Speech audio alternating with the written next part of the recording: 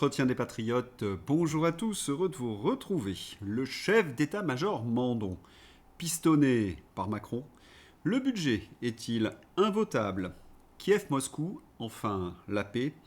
La crise, Macron banne fou les bronzettes à l'île Maurice. Avant de traiter toutes ces informations et beaucoup d'autres, vous connaissez la coutume sur cette chaîne, je commence toujours mon entretien par remercier ceux qui m'ont permis justement de le produire, car ils m'ont financé à l'aide des merci rémunérateurs. Et aujourd'hui sont à l'honneur des fidèles parmi les fidèles Franz Ambroche, Philippe Bohen, Christophe Dupin, Jean-Paul Poupoupalou et Edwige Deuf. Merci à eux du fond du cœur. Et puis je tenais à vous remercier pour votre soutien incroyable. Oui, il faut aider la réinformation en ces temps de menaces sur la liberté d'expression. Comment faire? C'est simple, il suffit de lever le petit pouce, écrire de gentils messages, diffuser sur d'autres réseaux sociaux et puis surtout, n'oubliez pas d'activer la cloche notification. Merci à tous. Rappel, le général Mandon, chef d'état-major. La France doit accepter de perdre ses enfants. La phrase de ce militaire a provoqué un électrochoc, selon les termes de LCU. Plus exactement, elle a scandalisé. Trop, c'est trop. Florian Philippot, Asselineau, Sébastien Chenu du Rassemblement National, Nicolas Dupont-Aignan, Mélenchon, Ségolène Royal, tous se sont écriés « ça suffit ». Alors la Macronie a tenté une sortie dans les médias avec ses desperados, la lie du journalisme, vous allez voir, vous les connaissez, entre ricanement et insultes. Christophe Barbier.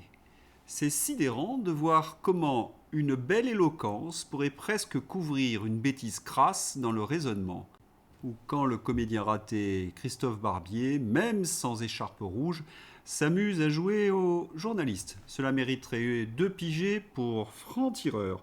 Au fait, qu'est-ce qu'il a dit le Barbier de l'Élysée? Il a qualifié ceux qui critiquaient Mandon de munichois. Vraiment pauvre type. On y reviendra dans quelques instants. Béatrice Rosen, vous n'êtes plus crédible depuis la crise sanitaire où vous proposiez à l'antenne d'envoyer des brigades chercher les non-vaccinés. Vous avez promu une politique de charlatans et validé une politique de bouc émissaire. On ne va certainement pas vous confier nos enfants et vous écouter sur la moralité. Votre boussole en la matière est clairement dysfonctionnelle. Et puis, il y a évidemment celui-là, le Nolo. Si la Russie agresse un des pays baltes, nous sommes de fait en guerre. C'est ce que dit Fabien Mandon. Je pense que cette possibilité de guerre via un pays balte, par exemple, est possible. Mais tu n'en as pas assez de dire des sottises. Mais jamais tu es fatigué, jamais. Mais c'est pas possible. Et puis, il y a celui-là de BFM TV. Les 2 premiers tweets qui ont lancé la machine autour des propos du chef d'état-major des armées, Fabien Mandon. Toujours intéressant de voir d'où ça part, en l'occurrence 2 comptes pro-Poutine. Ah mince, s'étonner des propos du chef d'état-major des armées, noter que les maires eux-mêmes étaient surpris, c'est être pro-Poutine. Intéressant comme journalisme. Le fond de ce qu'il a dit, on s'en fout donc. Ce qui compte, c'est de dénigrer ceux qui s'en indignent et portent l'info à la connaissance du public, ce que BFM TV n'a pas fait bien évidemment spontanément.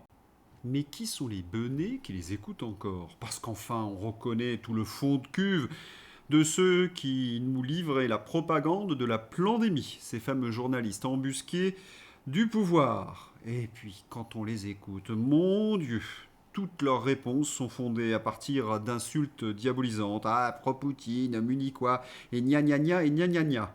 Et que de com mensongères. Assez misérable, comme toujours. Pierre Lelouch. Donc quand j'entends les bruits de guerre, on y va, on va les stopper, on va faire nation, pas un rond, pas de service militaire, pas de caserne, je me dis on me prend pour une bille. C'est de la com, c'est pas sérieux. C'est ça que je reproche à ce régime finissant qui nous déverse beaucoup de com sur l'industrie, sur l'agriculture. C'est ce que je reproche à ce régime finissant qui nous déverse que de la com sur l'industrie, sur l'agriculture, sur la défense nationale, sur le narcoterrorisme. Il y a un problème, on envoie 2 ministres, on fait un discours et on continue comme avant. Je n'en peux plus comme citoyen. Je veux des actes. Et Pierre Lelouch... Je me dis, mais à quoi il joue? J'ai l'impression qu'on est dans une phase terminale du macronisme, clairement, accélérée par la décision de dissolution. La France est en train de devenir orwellienne. La liberté, c'est la prison, la paix, c'est la guerre, l'ignorance, c'est le pouvoir. Tout est inversé dans une espèce de confusion générale. Vous avez remarqué comme moi que nos analyses, nos formules même, orwelliennes, sont enfin exposées à la télévision et sur toutes les chaînes de TV, même sur LCU. C'est dire. Tout n'est donc pas perdu. Mourad Boudjelal, aux grandes gueules, très incisif. De plus en plus dur le macronisme. Chaque jour qui passe, on se dit c'est un jour de moins, mais en fait c'est un jour de pire.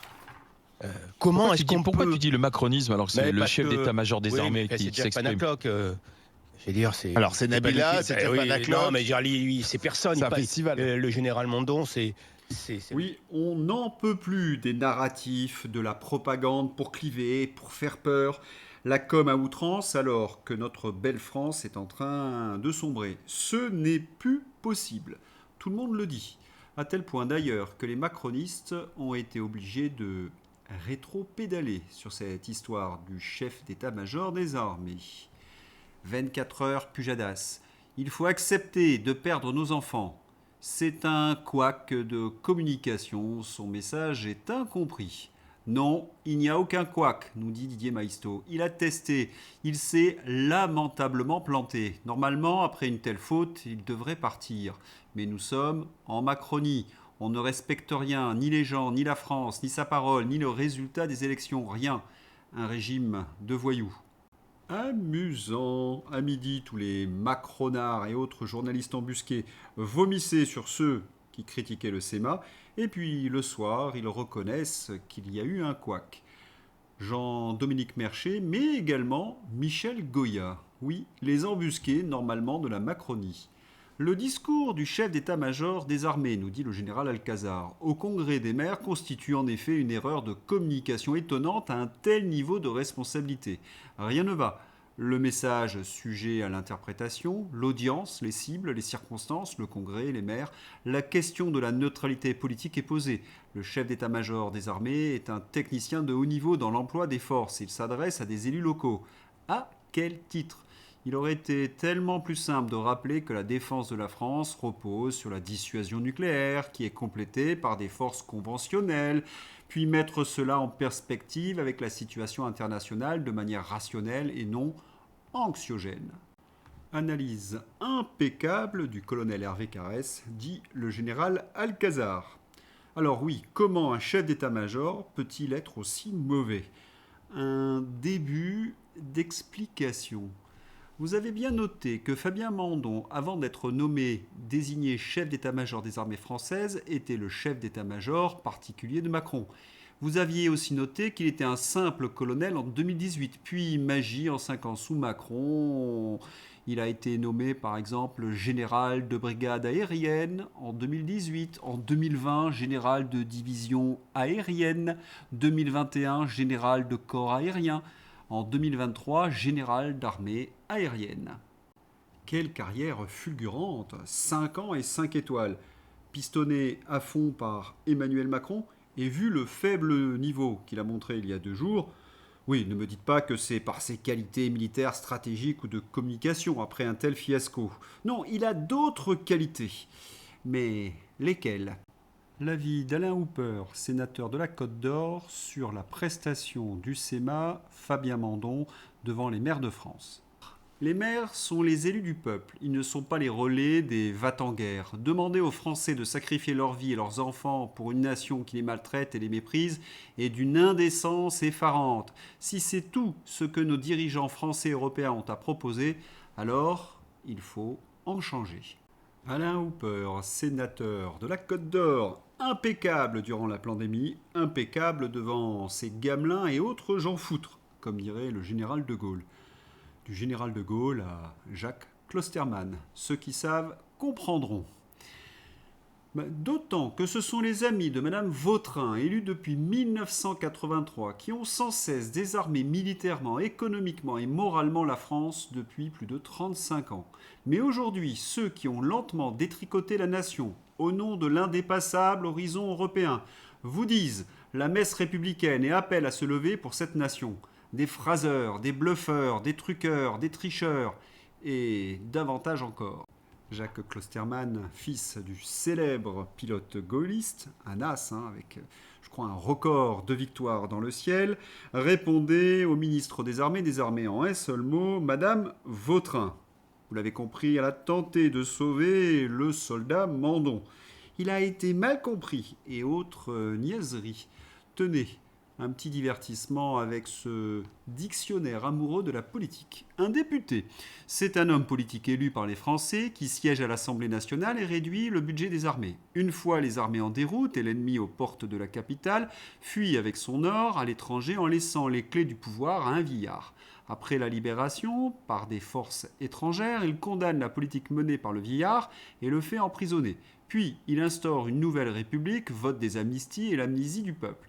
Et à nouveau candidat et se montre 4 dimanches de suite sur les places des marchés pour sa réélection. Élu, il vote à nouveau la baisse du budget des armées.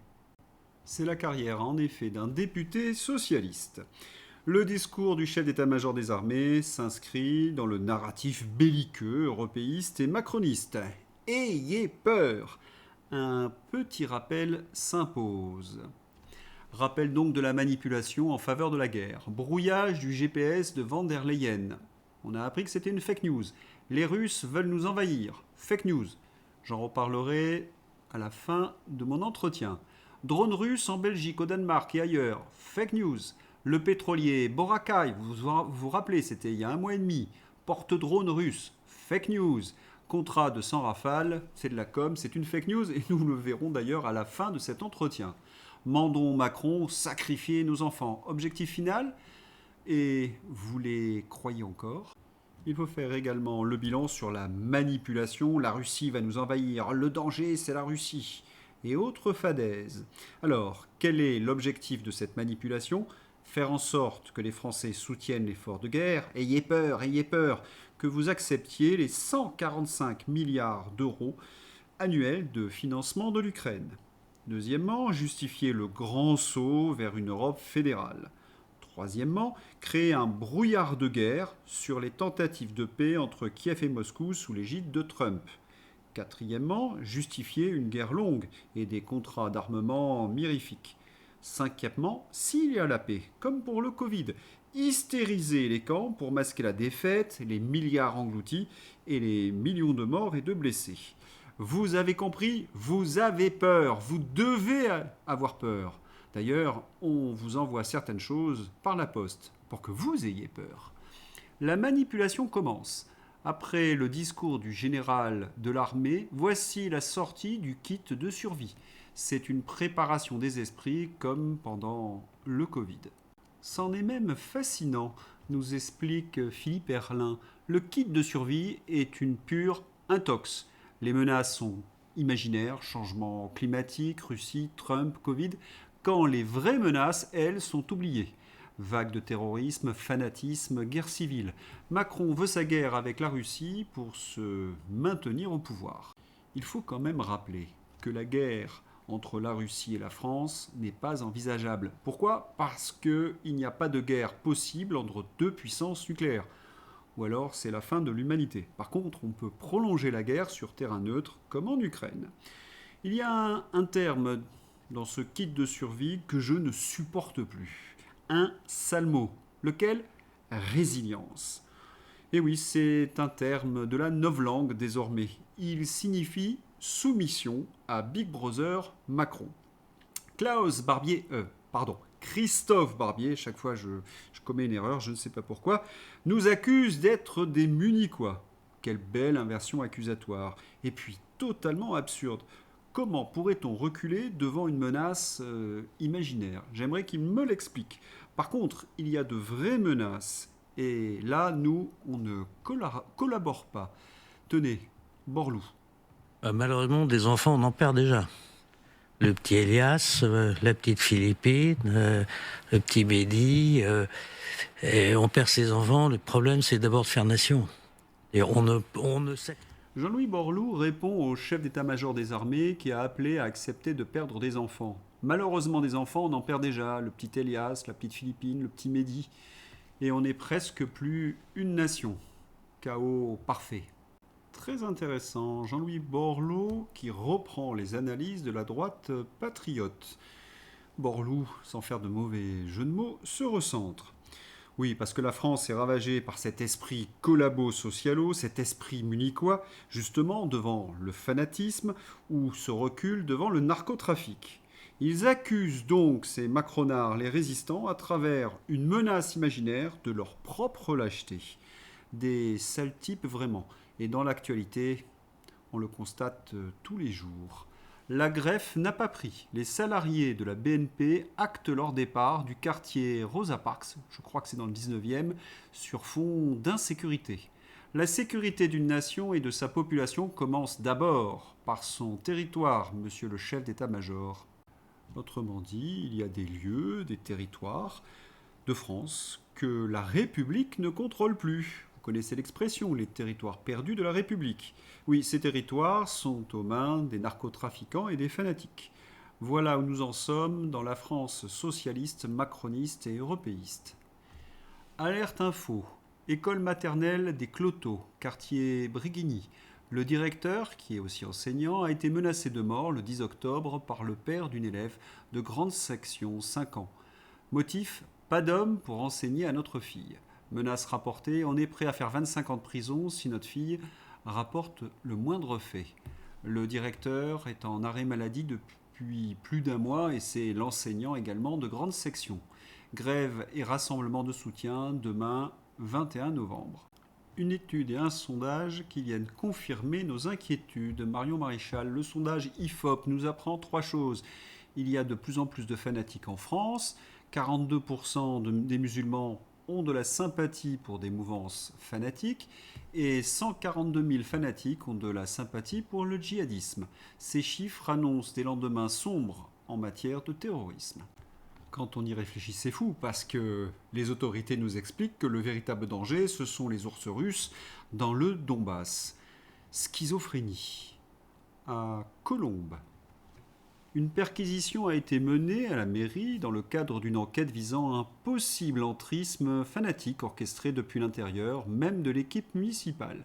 Au centre des soupçons, Stéphane Chouan, un vert, un ami de Tondelier certainement, directeur de cabinet, surnommé Abderrahmane, accusé d'avoir favorisé l'influence d'un agenda religieux au sein de la municipalité. N'oubliez pas que c'est la Russie le danger.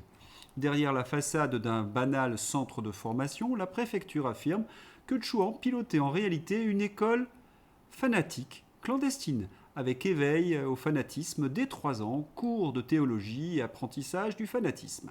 Il est également impliqué dans une douzaine d'associations locales, dont Musk, musulman de Colombes, dont la mosquée est réputée proche de la mouvance des frères musulmans. Au fait, Barbier, Mandon, qui sont les Munichois ? Face à la violence, la saleté, le trafic, la montée du fanatisme qui gangrène les villes de France, quelles sont les priorités des socialistes ? La maire de Rennes nous donne un indice. Elle promet de combattre le Rassemblement national jusqu'à son dernier souffle. Mais pas les fanatiques ? Elle peut pas plutôt mettre toute son énergie à combattre les narcotrafiquants et rétablir la sécurité le soir à Rennes ? Apparemment, pour ces problèmes, cette socialiste manque de courage et de souffle. On tente une prédiction ? Bye bye les socialos aux prochaines élections municipales. Cette semaine quand même. De bonnes nouvelles, hein. Mandon s'est complètement ridiculisé, son narratif s'est effondré, Macron est finito, il s'est même sauvé à l'île Maurice, et Gluglu, quel naufrage. Le Parisien, c'est la grande déception.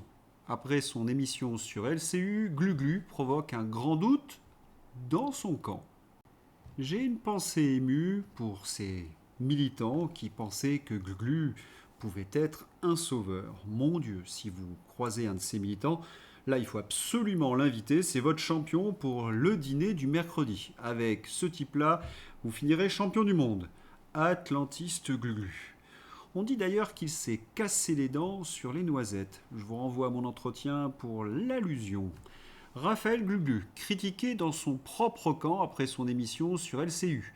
La grande déception. Je souffrais pour lui. Un intellectuel qui tente de savoir ce qu'est le réel. Naufrage.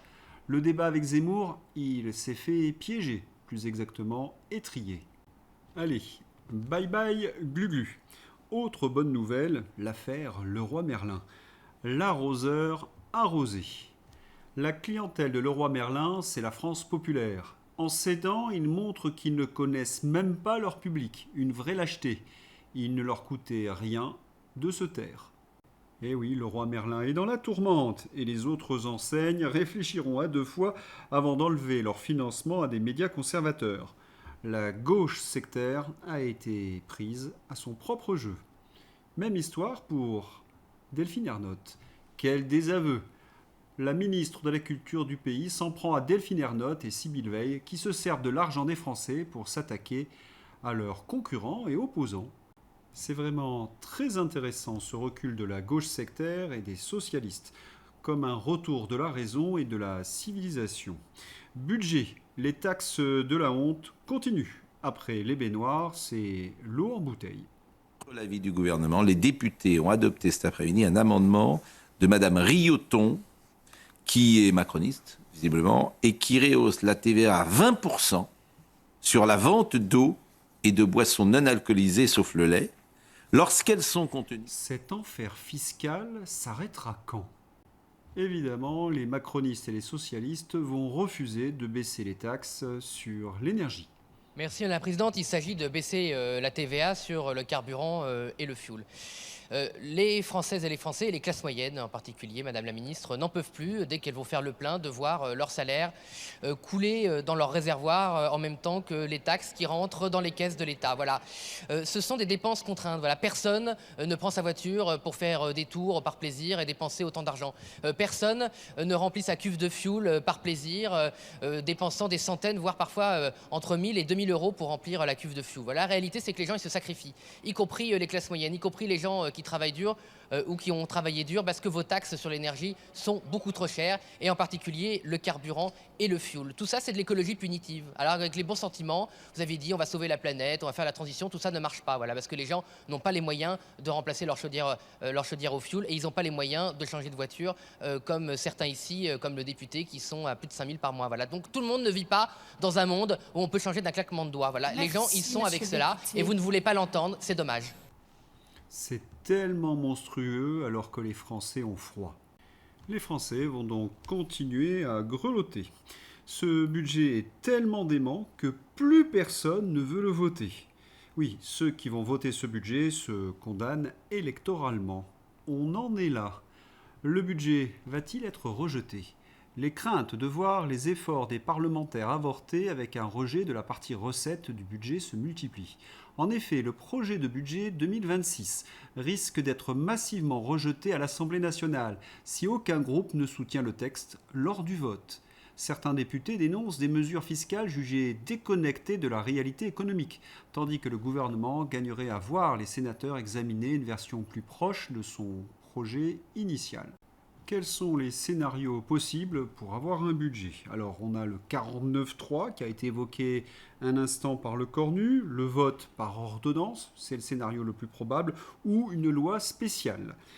En tous les cas, Macron, c'est le chaos financier et démocratique. Pour finir et clore cette page France, Jean-Louis Borloo. On était un pays de producteurs, d'agriculteurs, d'ingénieurs, et on est devenu un pays d'inspecteurs et de contrôleurs. Ce pays est mort, il faut le faire renaître.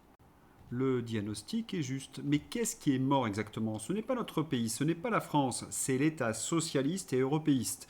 Absurde technocratie, broyeuse de prospérité. Et Borloo se recentre vers la droite. Une affaire à suivre, c'est peut-être l'indice de quelque chose. En tous les cas, une certitude, nous allons mal. Nous rétrogradons très sérieusement. Pour la première fois depuis 1978, la France devrait importer plus de denrées agricoles qu'elle n'en exporte. Impressionnante chute. Ce n'est plus le problème de nos agriculteurs, c'est le nôtre à tous. La France est un pays fertile, béni des dieux, et qui perd sa souveraineté alimentaire. Qui peut accepter une telle folie ? Qui peut accepter que les traités que nous avons signés nous dépossèdent légalement de toute capacité de réaction ? Borloo, Alexandre Jardin, il se passe vraiment quelque chose. Ils tiennent tous à peu près le même discours. Oui, une affaire à suivre. Internationale, le plan de paix est sur la table. notre ami InfoLive. La partie ukrainienne a publié son plan de paix, prétendument reçu des USA. Le document se compose de 28 points divisés en plusieurs blocs thématiques. Sécurité et statut politique de l'Ukraine, confirmation de la souveraineté de l'Ukraine, l'Ukraine reçoit des garanties de sécurité des États-Unis, mais avec des conditions. L'Ukraine inscrit le non-alignement et le refus de l'OTAN dans sa constitution. L'OTAN confirme que l'Ukraine ne deviendra jamais membre. La taille des forces armées ukrainiennes est limitée. L'Ukraine reste un État non nucléaire. Question territoriale. La Crimée, Donetsk et Lugansk sont reconnus de facto comme russes. La ligne de front dans les régions de Kherson et Zaporijjia est gelée. Une partie des territoires devient une zone tampon démilitarisée sous contrôle de facto de la Russie. Les deux parties s'engagent à ne pas modifier les frontières par la force. La pilule va être amère à avaler pour les européistes et Emmanuel Macron. Florian Philippot. Macron et les Eurofaucons en PLS ce matin. En effet, magnifique proposition de plan de paix par l'administration Trump pour mettre fin à la guerre Ukraine-Russie. Plan officiellement transmis hier soir à Kiev. Parmi les points, interdiction de la présence de troupes étrangères en Ukraine, une catastrophe pour Macron et l'Union européenne qui voulaient déployer leur coalition de volontaires et une excellente nouvelle pour la paix. Il faut donc s'attendre, face à ce plan de paix, à une radicalisation européiste, à de la surenchère de la part de Macron et l'Union européenne pour éviter à tout prix la paix. D'ailleurs, le discours fou du Sema Mando sur la mort des enfants français pour l'Ukraine participe déjà de cette radicalisation. Il était évidemment au courant de l'imminence de ce plan de paix. Dans le Figaro, on apporte quelques précisions à partir des documents américains. Bon, démilitarisation du Donbass, en échange, ajoute le site d'information, le Donbass serait délimitarisé par la Russie. Réduction de moitié des effectifs de l'armée ukrainienne, c'est l'une des lignes rouges ukrainiennes que Donald Trump s'apprêterait à franchir. Selon le Financial Times, le plan peaufiné par les négociateurs américains et russes prévoit une réduction donc de l'armée ukrainienne de moitié, 400 000 hommes. Kiev devra renoncer à des catégories d'armement clés. Le plan de paix prévoit que l'Ukraine renonce à des catégories d'armement clés pour la défense de son territoire, sans pour l'heure préciser lesquelles. Comme les Rafales, Kiev ne devra plus recevoir d'aide militaire étrangère également. Toujours selon le Financial Times, l'Ukraine, si elle acceptait cet accord de paix, ne pourrait plus recevoir d'aide militaire étrangère. Adieu les gros contrats prévus par l'Union européenne. Vous vous en doutez, à Bruxelles, on enrage. Kaja Kallas vient de livrer un discours lunaire. Selon elle, l'Union européenne doit affaiblir la Russie, arraisonner les navires étrangers, multiplier les sanctions, continuer le financement et refuser tout cessez-le-feu inconditionnel. Pour résumer, plus de guerre, plus longtemps et plus fort. Pendant que Trump pousse un plan de paix immédiat pour stopper l'hémorragie, Kallas déroule exactement l'inverse. Pas de négociation, pas de désescalade. Des monstres, ils refusent la paix, car sinon ils perdent tout. Rétrocommission, poste, projet fédéral. Pensez, il y a un plan de 140 milliards d'euros sur la table. Thierry Mariani. On vient de nous apporter l'addition, 140 milliards. Alors vous allez me dire pourquoi ? Eh bien la semaine dernière, souvenez-vous, j'avais signalé que Mme von der Leyen avait annoncé que le Conseil européen avait décidé de financer l'Ukraine pour 2026 et 2027 et de prendre en charge, parce que ce pays n'a plus de moyens, ses dépenses budgétaires. Et on se demandait combien ? Eh bien, une semaine après, on a l'addition 140 milliards. 140 milliards, je vous rappelle que la France payant 18% du budget européen, ça représente 25 milliards en 2 ans pour les Français. Oui, vous avez bien entendu, 25 milliards pour vous, pour nous. Et en réalité, quand les chefs d'État ont reçu cette note, Mme von der Leyen montre 3 pistes pour payer ces 140 milliards. D'abord, les dons volontaires. Voilà, tous les États ont le droit de faire des dons. Peut-être que sur votre feuille d'impôt, vous aurez une case donner 1 000 € pour soutenir à l'Ukraine. Pourquoi pas ? Après tout, si les gens veulent donner, c'est votre choix. Deuxième piste, c'est l'emprunt. L'emprunt, c'est ce qui a été fait pendant le plan Covid.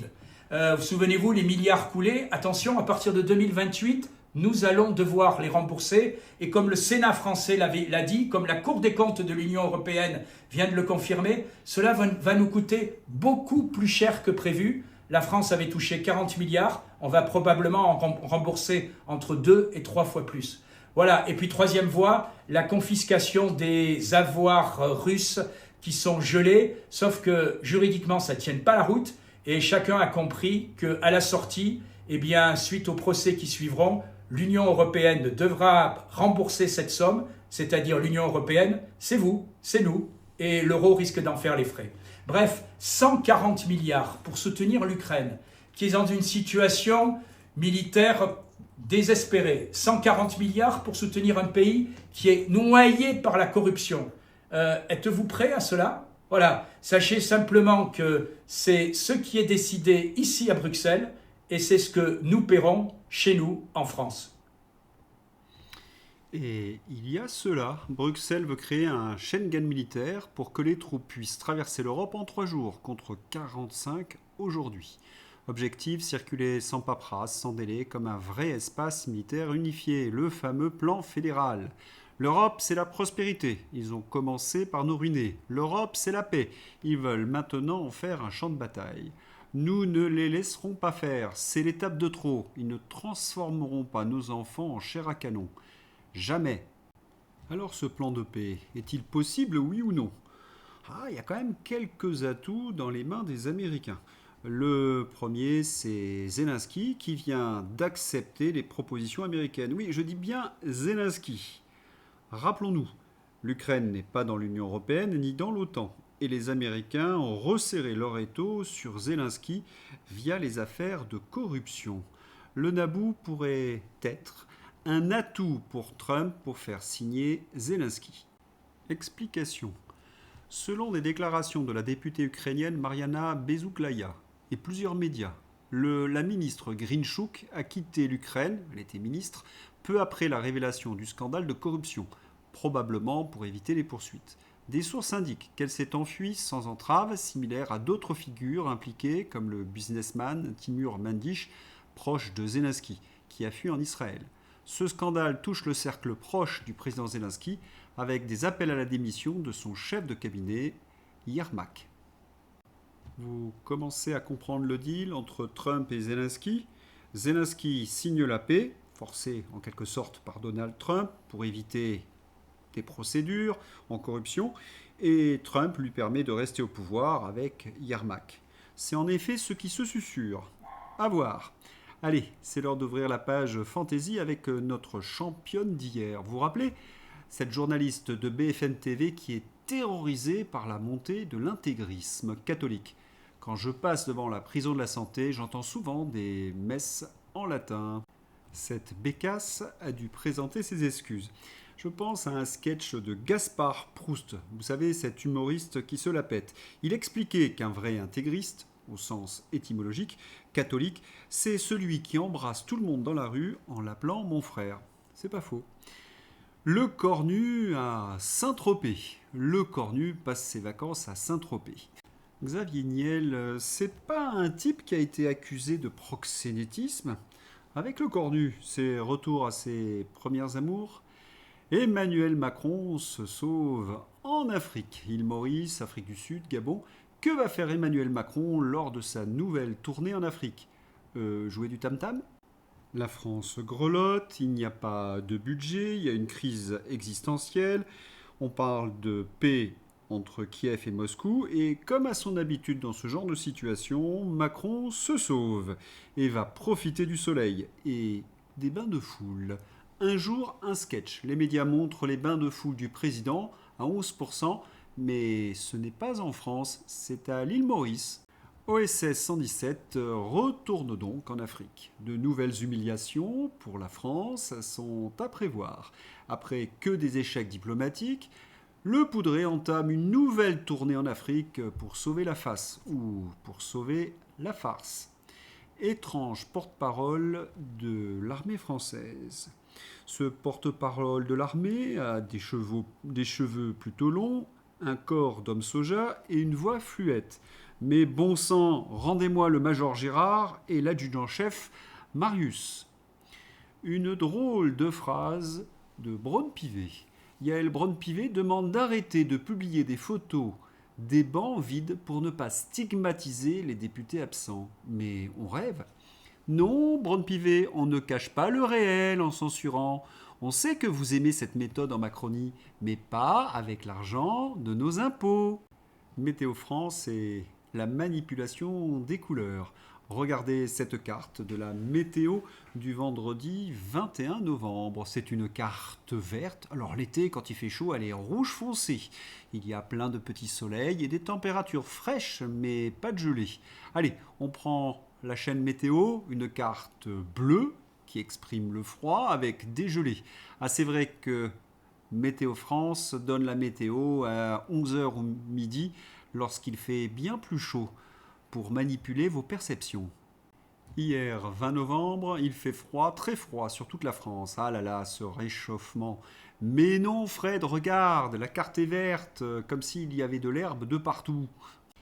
Allez, c'est tout pour la page Fantaisie. Notre rubrique hommage avec un joli tweet de Florian Philippot. Grand merci à Philippe de Villiers pour sa réponse à une question fielleuse d'un journaliste de Valeurs Actuelles à mon sujet. Et surtout pour sa magnifique réponse pro-Frexit. Journaliste, vous écrivez, c'est Bruxelles qui commande, c'est Paris qui applique et c'est la classe politique qui laisse faire. Comment expliquez-vous cette inaction? Que le Frexit ne soit apporté que par des gens comme Florian Philippot participe-t-il à son discrédit? Philippe de Villiers, je suis souverainiste, pas à moitié. Je crois à la souveraineté telle qu'elle a été définie par Jean Baudin, le caractère d'une puissance qui ne relève d'aucune autre. On est souverain ou non, on ne peut l'être à moitié. Pas plus qu'une femme ne peut être à moitié enceinte. Vous citez Florian Philippot, il fait preuve d'une intelligence d'anticipation qui mérite considération et estime. Les souverainistes vivent du mot de Schopenhauer. Toute vérité franchit 3 étapes. D'abord, elle est ridiculisée, ensuite elle subit une forte opposition, puis elle est considérée comme ayant toujours été une évidence. La politique est devenue un simulacre. On fait semblant. C'est un théâtre d'ombre. Car la potestas est partie à Bruxelles, l'autoritas est partie au prétoire. La France a perdu la maîtrise de ses frontières, de sa monnaie, de ses lois, de son budget, de son commerce, de son agriculture. Que signifie donc la politique quand on a transféré la souveraineté à d'autres? Il faut sortir du Mercosur pour sauver nos paysans. Il faut sortir du marché européen de l'électricité pour sauver nos artisans. Il faut sortir du pacte vert pour sauver nos industriels. Il faut sortir du pacte sur la migration et l'asile pour sauver les Français. Oui, il faut faire le Frexit, sinon le pays va mourir. L'Union européenne a dérivé. Elle nous coûte de plus en plus cher, 15 milliards d'euros net.